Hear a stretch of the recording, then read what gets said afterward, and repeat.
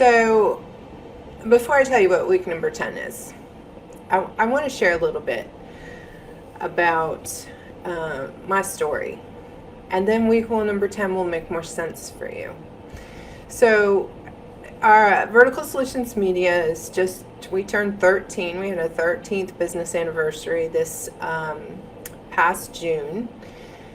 And so it kind of, whenever time you have a birthday or an anniversary, it kind of gets you in that mode of thinking about the past and where you came from and the journey that you've taken. And so recently, that's just kind of got me thinking about how everything started. And when we started the company back in, when I say we, I mean like it was just me then. And back in June of 2008. Well, if you recall, 2008 was kind of, towards the end of that year, the fall really, when the economy just had to come apart. Real estate bottomed out. People were losing their jobs left, right, and center. Businesses just went into struggle mode. And it was literally like 3 or 4 months after. But so that in and of itself is a bit of a challenging part of the Vertical Solutions Media story.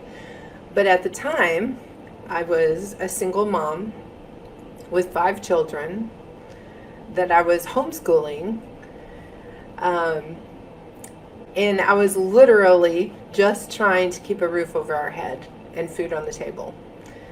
And in those early days, they were pretty stressful, because you're kind of chasing, I call it chasing the mortgage payment. Every month I was chasing that mortgage payment, just trying to make enough as a business owner to make sure that I was taking care of my family, which was a little bit bigger than an average family. So, I mean, they could eat.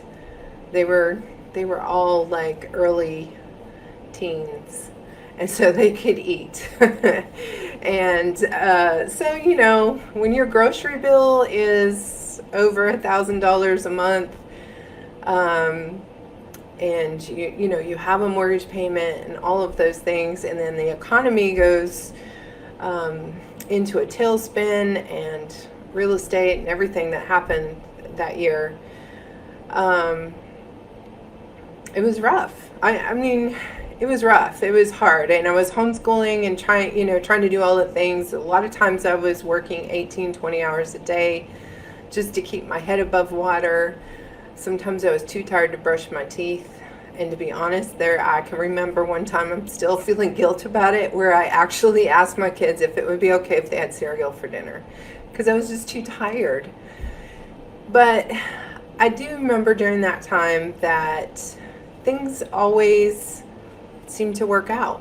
I spent a lot of time praying about all these challenges of, chasing the mortgage payment, and the income always came. The jobs always came. The opportunities were always there. Sometimes, by the skin of my teeth. But they were always there. And I developed this incredible sense of gratitude for the journey, for what I learned, for, being able to live that out in front of my kids. And so our 10th way to thrive in challenging times, I know from personal experience, is to exercise gratitude. Because if we're not exercising gratitude when the world just seems to have a come apart and the economy is in a tailspin, it's really easy to focus on everything that's going wrong. But there's a whole lot that's going right. And if we can kind of keep our focus on that and just keep moving, we can make it through just about any challenging time. And I say that from experience. I'm also, I know that was a little personal, and I just felt like I wanted to share it with you since we've been taking this journey these past 10 weeks. And so one of the reasons why, as a business owner, that I'm very grateful is that I can follow my passion. I can pursue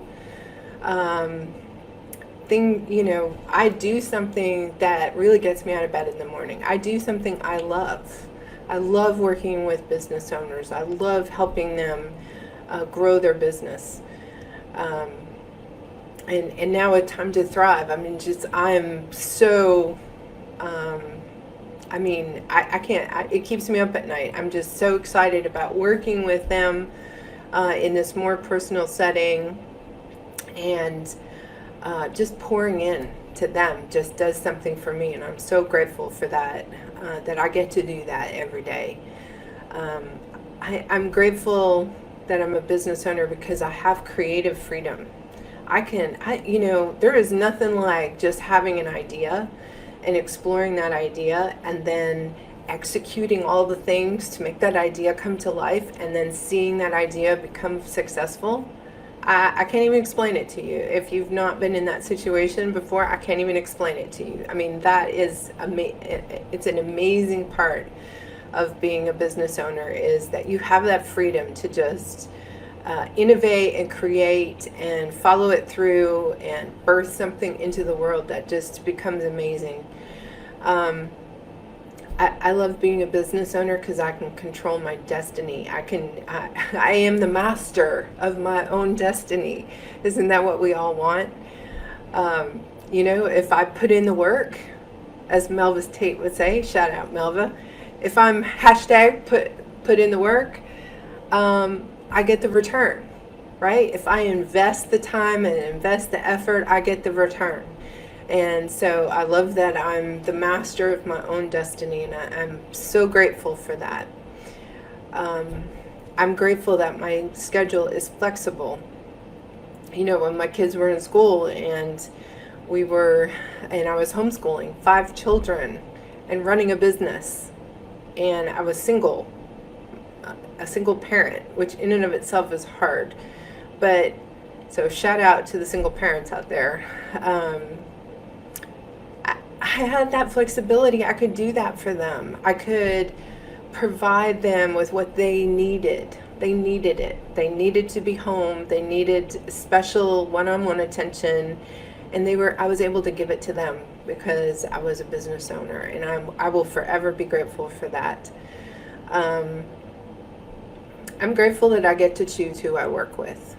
I have an amazing team at Vertical Solutions Media. Every single one of them are just incredible. They take care of our clients. They care. Everybody, I know that seems cliche, but they're just amazing people who care. They have a work ethic. They are committed to excellence, and I couldn't be more grateful for the people that I work with. And of course, we have amazing clients, and I love working with each of them. And I'll be honest with you, we have fired clients because I can. I can choose who I want to work with, and that not everybody is a good fit for our agency or for the business model that we have.